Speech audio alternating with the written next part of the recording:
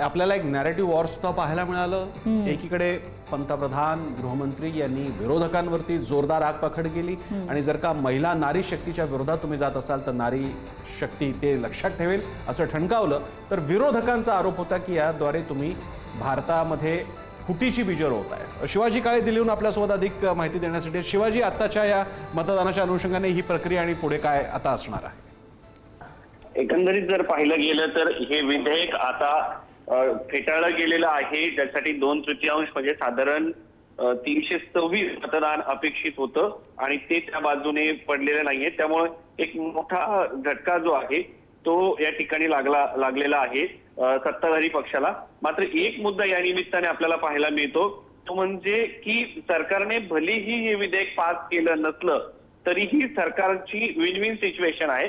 कारण सरकारने 2011च्या जनगणनेनुसार हे विधेयक आणलं होतं, मात्र 2026ची जी आता सध्याची जनगणना सुरू आहे त्या जनगणनेनुसार जर सरकारने ठरवलं आणि सरकारला शक्य असेल म्हणजे जुनं 2023चं विधेयक आहे ते काल रात्रीच लागू करण्यात आलेलं आहे। सध्या देशामध्ये महिला आरक्षण विधेयक लागू आहे आणि त्याच्यासाठी जी सध्याची जनगणना आहे ती पूर्ण करणं अपेक्षित आहे। त्याच्यानंतर परिसीमन आयोग नेमणं आणि 2029ला परिसीमन आयोग पूर्ण करून लोकसभा निवडणूक घेणं।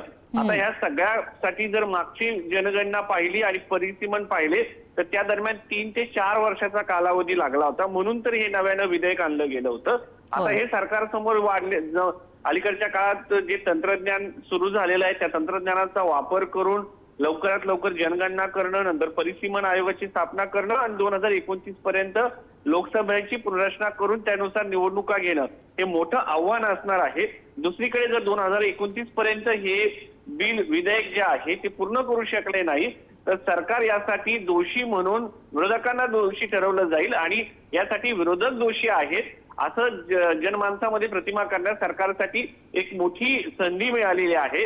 त्यामुळे हे विधेयक जरी फेटाळलं गेलं असलं तरी सरकार जे आहे जनमानसामध्ये हे विरोधी पक्ष काँग्रेस पक्ष हा महिला विरोधी आहे असा प्रचार करू शकतं। दुसरीकडे काँग्रेस असं म्हणू शकते की 2023चं जे विधेयक आम्ही आणलं होतं तेव्हा आम्ही विरोध केला नाही, आमचा विरोध हा डिलिमिटेशनला होता।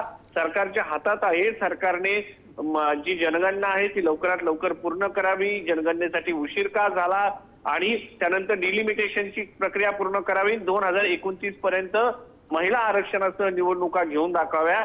जर ह्या पूर्ण झालेल्या आहेत यासाठी केंद्र सरकार म्हणजे भाजप जबाबदार आहे। एकंदरीत जर पाहिलं गेलं तर गेल्या अनेक दिवसांपासून अनेक निवडणुकांमध्ये गेल्या अनेक वर्षापासून आपण पाहतोय की महिला ही सत्तेच्या केंद्रस्थानी आले, मतदानाच्या केंद्रस्थानी आले। त्याच्यामध्ये लाडकी बहीण योजना असो, वेगवेगळ्या महिलांसाठी योजना सुरू केलेल्या आहेत। आता त्या महिलांना सत्तेच्या भागीदारीमध्ये घेण्याची ही वेळ होती। मात्र यामध्ये ज्या पद्धतीने केंद्र सरकारने जे विधेयक आणलं गेलं त्याला विरोधकांनी एक प्रकारे पाठिंबा दिला नाही, त्याला दक्षिण विरुद्ध उत्तर अशी किनार देण्यात आली, वेगवेगळे दाखले देण्यात आले, वेगवेगळे तज्ञ समोर आले आणि या सगळ्यामुळे एक दक्षिण विरुद्ध उत्तर असा सामना तयार झाला। आणि सरकारने ज्या अगोदर सांगितलं होतं की ज्या राज्यांना 50% वाढ होणार आहे ते विधेयकामध्ये नाही असं विरोधकांचं म्हणणं होतं। त्या दरम्यान अमित शहानी आश्वासनही देखील दिलं होतं की याच्यामध्ये 50%च वाढ होणार आहे, परिसीमन कशा पद्धतीने होईल, या सगळ्या प्रश्नांची उत्तरे अमित शहा यांनी दिली। मात्र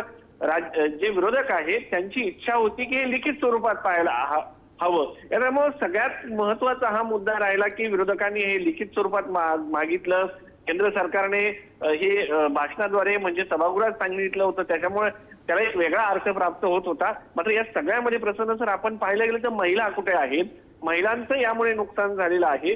सरकार कोणाचंही असो, युद्ध असो की नैसर्गिक आपत्ती असो की सरकार असो, यामध्ये सत्ताधारी आणि विरोधकांच्या याच्यामध्ये नुकसान हे आगामी काळामध्ये महिलांना मिळणारं जी संधी होती त्यांचं झालेलं आहे। त्याच्यामध्ये एक मोठा तोटा जो आहे तो महिलांचा होणार आहे। आगामी काळामध्ये कदाचित यामध्ये बदलही होऊ शकतात, नव्याने हे विधेयक आणलं जाऊ शकतं दुरुस्तीचं आणि बदलही होऊन 2029ला महिलांना आरक्षणही मिळू शकतं। मात्र या सगळ्या जरतरच्या गोष्टी आहेत।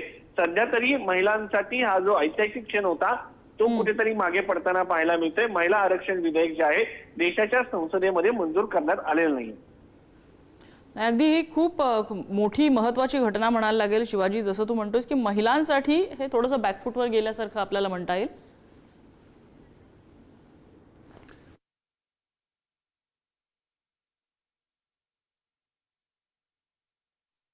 सुरुवात महाराष्ट्रापासून 33% आरक्षणाची झाली.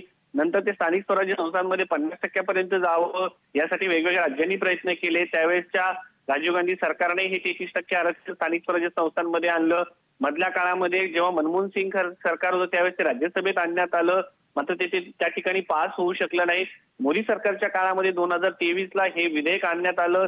त्यावरती 2024च्या लोकसभा निवडणुका झाल्या आणि आता जेव्हा 2029ला हे सगळं होण्यासाठी ज्या ज्या गोष्टीची अडचणी निर्माण झाल्या, खास करून परिसीमांचा मुद्दा आहे. कारण त्या काळामध्ये सध्याच्या परिस्थितीमध्ये जर आपण पाहिलं तर 2027 पर्यंत ही जी जनगणना सुरू आहे ती पूर्ण होऊ शकत नाही. ती जनगणना पूर्ण होणं आणि ती पटलावरती त्याची आकडेवारी मांडणं, त्यानंतर परिसीमन नियुक्त करणं, परिसीमन नियुक्त करून साधारण त्याच्यासाठी मागच्या जर परिसीमांचा आपण दाखला घेतला तर त्याच्यासाठी साधारण 3 ते 4 वर्षाची लागतात. आतापर्यंतच्या परिसीमांमधून हे पाहायला मिळालेलं आहे आणि त्यामुळंच सरकारने हे नवीन विधेयक जे आहे ते आणल्याचं आपल्याला पाहायला मिळतंय. आणि त्यानुसार आतापर्यंत जे आपण परिसीमन पाहिले तर 1952, 1962, 1972 आणि 2002 मध्ये या आयोगाची स्थापना करण्यात आली होती आणि यामध्ये परिसीमन करण्यात आलं होतं. मात्र मतदारसंघाच्या ज्या जागा होत्या हे 1971ला ज्या पद्धतीने वाढवण्यात आलं त्यानंतर पुन्हा वाढवण्यात आल्या नव्हत्या. फक्त परिसीमन जे आहे मतदारसंघाच्या भौगोलिक सीमा ज्या आहेत त्या बदलण्यात आल्या होत्या मतदरम्यानच्या काळामध्ये.